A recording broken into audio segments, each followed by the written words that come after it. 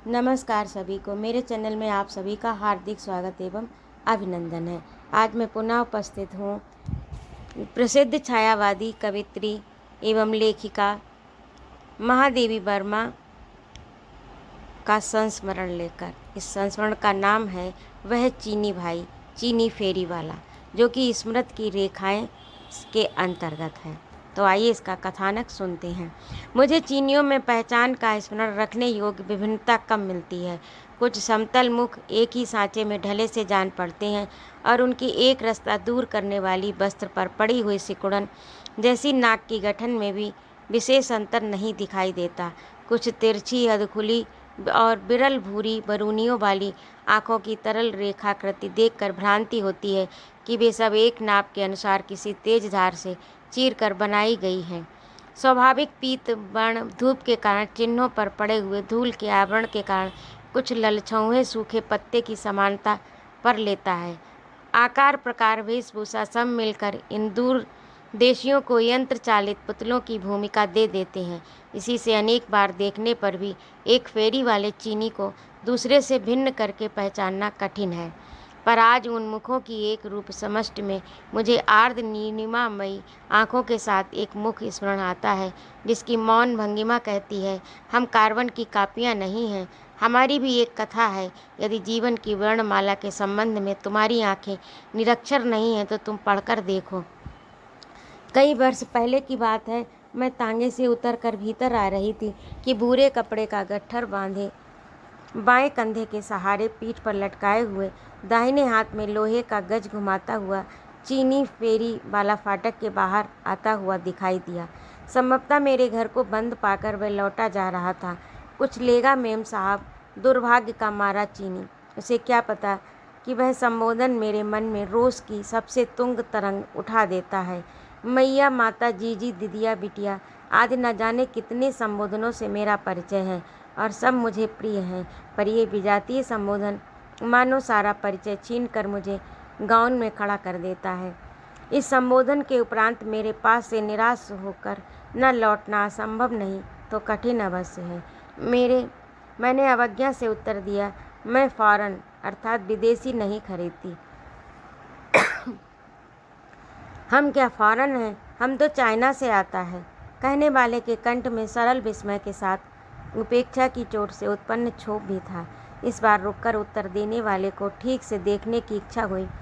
धूल से मटमैले सफ़ेद किरमिच के जूते में छोटे पैर छिपाए पतलून और पाजामे का सम्मिश्रित परिणाम जैसा पायजामा कुर्ता तथा कोट की एकता के आधार पर सिला कोट पहने उधड़े हुए किनारों से पुरानेपन की घोषणा करते हुए हैट से आधा माथा ढके दाढ़ी मूछ विहीन दुबली नाटी जो मूर्ति खड़ी थी, वह तो शाश्वत चीनी है।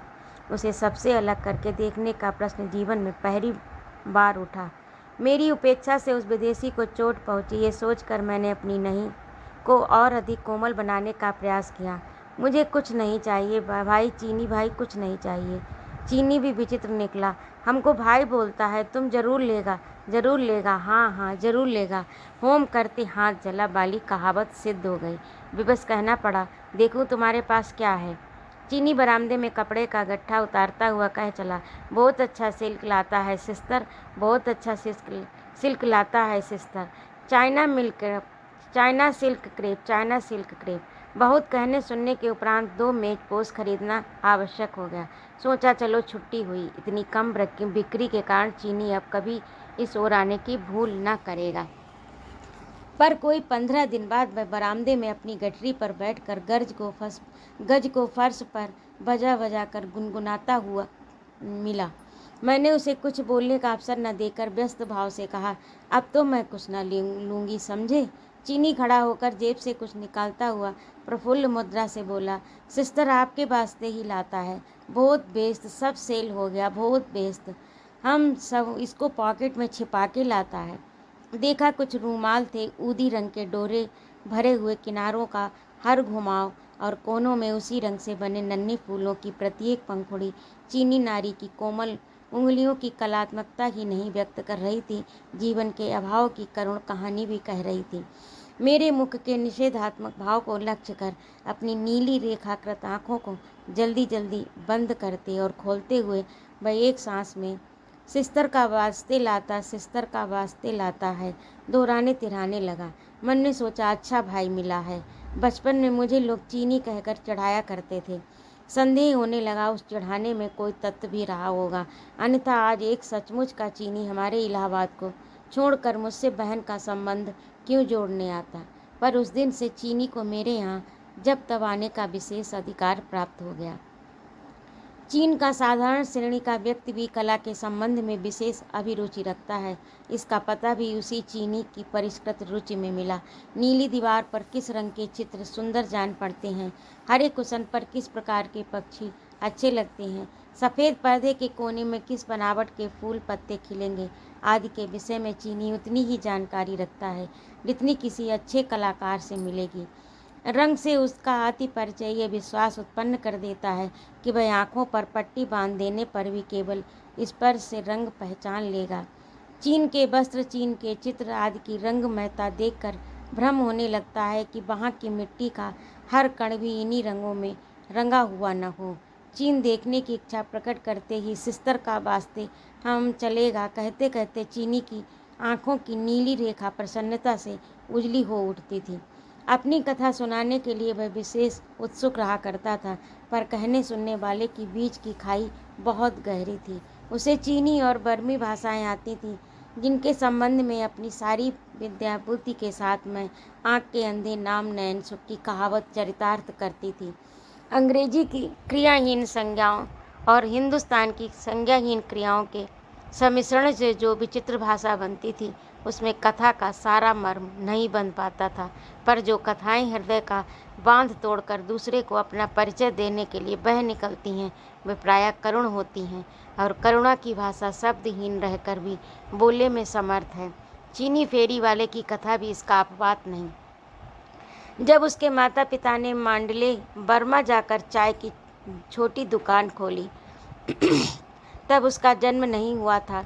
उसे जन्म देकर और 7 वर्ष की बहन के संरक्षण में छोड़कर जो परलोक सिधारी, उन अनदेखी माँ के प्रति चीनी की श्रद्धा अटूट थी। संभवतः माँ ही ऐसी प्राणी है जिसे कभी न देख पाने पर भी मनुष्य ऐसे स्मरण करता है जैसे उसके संबंध में जानना बाकी नहीं। ये स्वाभाविक भी है।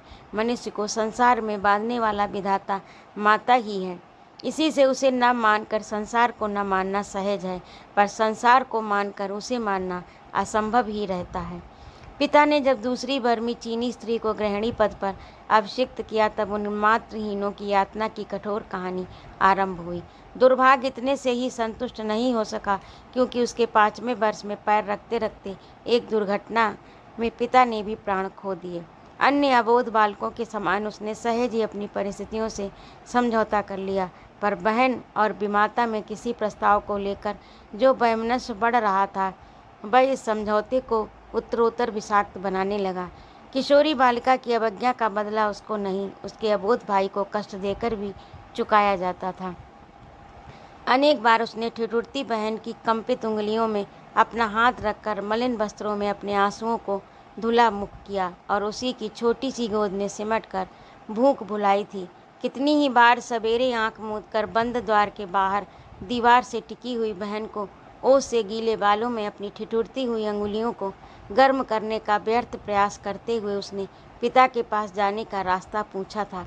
उत्तर में बहन के फीके गाल पर चुपचाप ढुलक आने वाले आंसू की बड़ी बूंद देखकर वह घबराकर बोल उठा, उसे कहवा नहीं चाहिए, वह तो पिता को देखना भर चाहता है।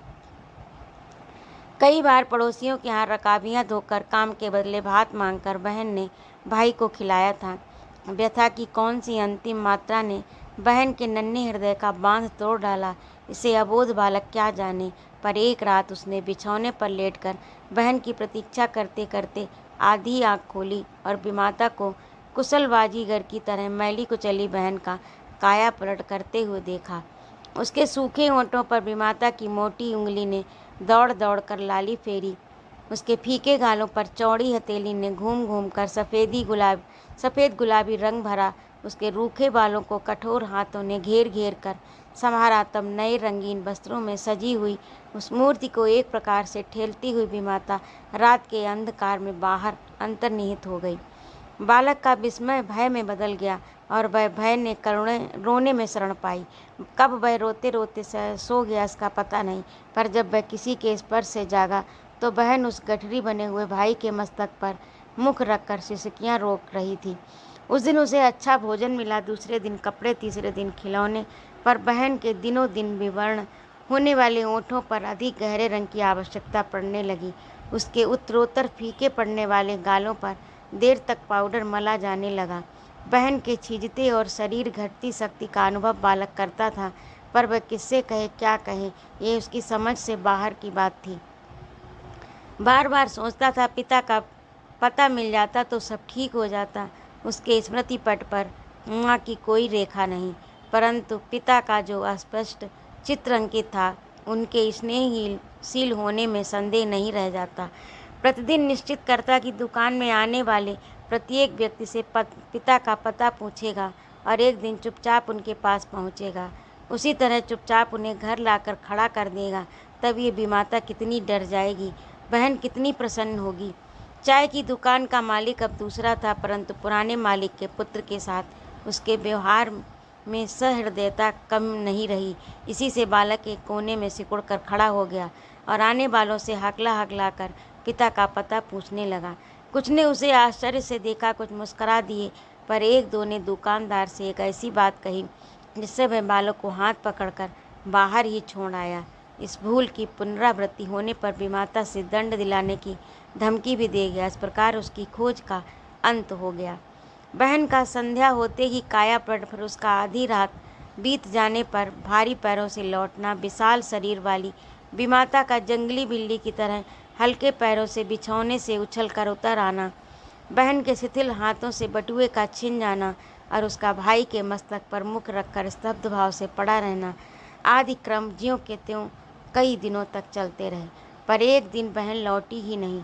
सवेरे विमाता को कुछ चिंतित भाव से उसे खोजते देख बालक सहसा किसी अज्ञात भय से सिहर उठा।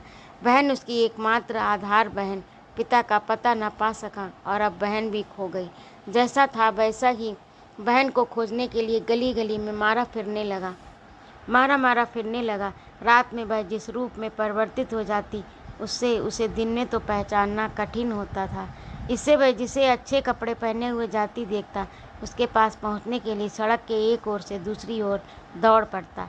कभी किसी से टकराकर गिरते गिरते बचता, कभी किसी से गाली खाता, कभी कोई दया से प्रश्न कर बैठता, क्या इतना जरा सा लड़का भी पागल हो गया है। इसी प्रकार भटकता हुआ वह गिरहकटों के गिरोह के हाथ लगा। तब उसकी शिक्षा आरंभ हुई। जैसे लोग कुत्ते को दो पैरों से बैठना, गर्दन ऊंची कर खड़ा होना, मुंह पर पंजे रखकर सलाम करना आदि करतब सिखाते हैं, उसी तरह वे सब उसे तंबाकू के धुएं और दुर्गंध मांस से भरे फटे चीथड़े, टूटे बर्तन, मैले शरीर से बसे हुए कमरे में बंद कर कुछ विशेष संकेत और हंसने रोने के अभिनय में पारंगत करने लगे। कुत्ते के पिल्ले के समान में घुटनों के बल खड़ा रहता, हंसने रोने की विविध मुद्राओं का अभ्यास करता।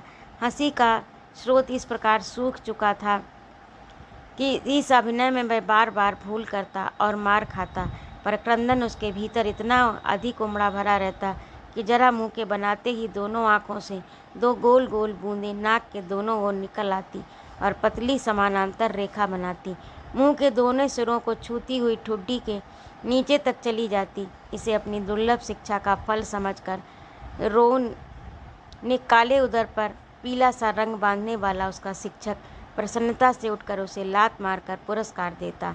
वह दल बर्मी, चीनी, श्यामी आदि का सम्मिश्रण था। इसी से चोरों की बारात में अपनी अपनी होशियारी के सिद्धांत का पालन बड़ी सतर्कता से हुआ करता। जो उस पर कृपा रखते थे, उनके विरोधियों का स्नेह पात्र होकर पिटना भी उसका परम कर्तव्य हो जाता था। किसी की भी कोई वस्तु खोते ही उस पर संदेह की ऐसी दृष्टि आरंभ होती कि बिना चुराए वह चोर के समान कांपने लगता। तब उस चोर के घर छिछोर की जो मरम्मत होती, उसका स्मरण करके चीनी की आंखें आज भी व्यथा और अपमान से भक भक जलने लगती हैं।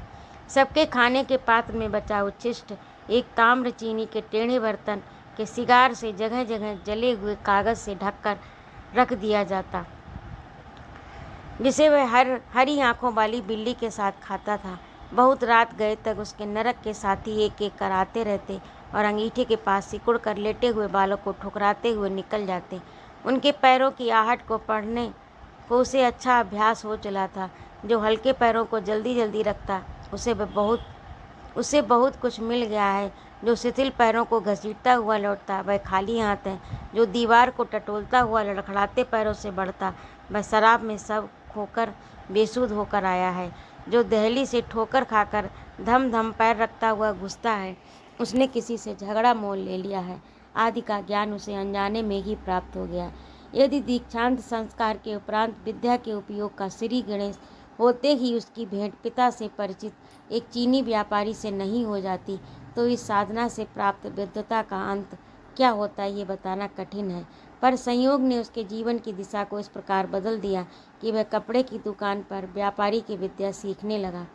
प्रशंसा के पुल बांधते बांधते बरसों पुराना कपड़ा सबसे पहले उठा लाना, गज से इस तरह नापना जो रत्ती बराबर भी आगे न बढ़े, चाहे अंगुल भर पीछे रह जाए, रुपए से लेके पाई तक को खूब देखभाल कर लेना, लौटाते समय पुराने खोटे पैसे विशेष रूप से खनका खनका कर दे डालना आदि का ज्ञान कम रहस्यमय नहीं था।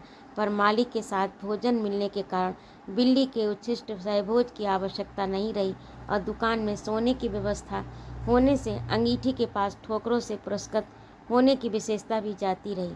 चीनी छोटी अवस्था में ही समझ गया था कि धन संचय से संबंध रखने वाली सभी विद्याएं एक सी हैं, पर मनुष्य किसी का प्रयोग प्रतिष्ठापूर्वक कर सकता है और किसी का छिपाकर। कुछ अधिक समझदार होने पर उसने अपनी अभागिन बहन को बहुत ढूंढने का प्रयत्न किया पर उसका पता न पा सका। ऐसी बालिकाओं का जीवन खतरे से खाली नहीं रहता। कभी वे मूल्य देकर खरीदी जाती हैं और कभी बिना मूल्य के गायब कर दी जाती हैं। कभी वे निराश होकर आत्महत्या कर लेती हैं और कभी शराबी ही नशे में उन्हें जीवन से मुक्त कर देते हैं। उस रहस्य की सूत्रधानी विमाता भी संभवतः पुनर्विवाह कर किसी और को सुखी बनाने के लिए कहीं दूर चली गई थी। इस प्रकार उस दिशा में खोज का मार्ग ही बंद हो गया। इस बीच में मालिक के काम से चीनी रंगून आया, फिर 2 वर्ष कलकत्ता में रहा। अन्य साथियों के साथ उसे इसी ओर आने का आदेश मिला। यहाँ शहर में एक चीनी जूते वाले के घर ठहरा है और सवेरे 8 से 12 और 2 से 6 बजे तक फेरी लगाकर कपड़े बेचता रहता है। चीनी की 2 इच्छाएं हैं, ईमानदार बनने की और बहन को ढूंढ लेने की, जिनमें से एक की पूर्ति तो स्वयं उसी के हाथ में है और दूसरी के लिए वह प्रतिदिन भगवान बुद्ध से प्रार्थना करता है। बीच बीच में महीनों के लिए बाहर चला जाता था, पर लौटते ही सिस्तर का वास्ते ई लाता है, सिस्तर का वास्ते ई लाता है कहता हुआ कुछ लेकर उपस्थित हो जाता। इस प्रकार देखते देखते मैं इतनी अभ्यस्त हो चुकी थी कि जब एक दिन वह सिस्तर का वास्ते कहकर और शब्दों की खोज करने लगा तब मैं उसकी कठिनाई न समझकर हंस पड़ी। धीरे धीरे पता चला कि बुलावा आया है, ये लड़ने के लिए चाइना जाएगा। इतनी जल्दी कपड़े कहाँ बेचे और न बेचने पर मालिक को हानि पहुंचाकर बेईमान कैसे बने। यदि मैं उसे आवश्यक रुपया देकर सब कपड़े ले लूं तो वह मालिक का हिसाब चुकता कर देश की ओर चल दे। किसी दिन पिता का पता पूछे जाने पर वह हकलाया था। आज भी संकोच से हकला रहा था। मैंने सोचने का अवकाश पाने के लिए प्रश्न किया, तुम्हारे तो कोई है ही नहीं, फिर बुलावा किसने भेजा। चीनी की आंखें विस्मय से भर आईं और पूरी खुल गईं। हम कब बोला हमारा चाइना नहीं है? हम कब ऐसा बोला सिस्टर कि मेरा चाइना नहीं है? मुझे स्वयं अपने प्रश्न पर लज्जा आई। उसका इतना बड़ा चीन रहते वह अकेला कैसे होगा? मेरे पास रुपया रहना ही कठिन है, अधिक रुपए की चर्चा ही क्या। पर कुछ अपने पास खोज ढूंढकर और कुछ दूसरों से उधार लेकर मैंने चीनी के जाने का प्रबंध किया। मुझे अंतिम अभिवादन कर जब वह चंचल पैरों से जाने लगा तब मैंने पुकार कर कहा, ये गज तो लेते जाओ। चीनी सहज स्मित के साथ घूमकर सिस्तर का वास्ते ही कह सका। शेष शब्द उसके हकलाने में खो गए और आज कई वर्ष हो चुके हैं। चीनी को फिर देखने की संभावना नहीं।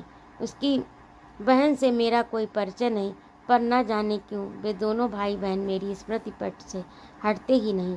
चीनी की गठरी में से कई थान मैं अपने ग्रामीण बालकों के कुर्ते बना बना कर खर्च कर चुकी हूँ, परंतु अभी 3 थान मेरी अलमारी में रखे हैं और लोहे का गज दीवार के कोने में खड़ा है।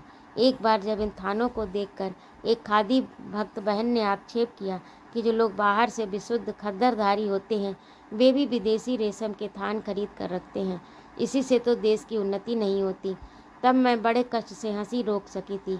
वह जन्म का दुखियारा मात्र पितृहीन और बहन से बिछड़ा चीनी भाई अपने समस्त स्नेह के एकमात्र आधार चीन में पहुंचने का आत्मतोष पा गया, इसका कोई प्रमाण नहीं है, मेरा मन यही कहता है।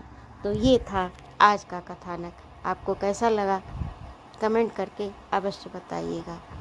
और कहानी सुनने के लिए बहुत धन्यवाद आपका। जय माँ भारत।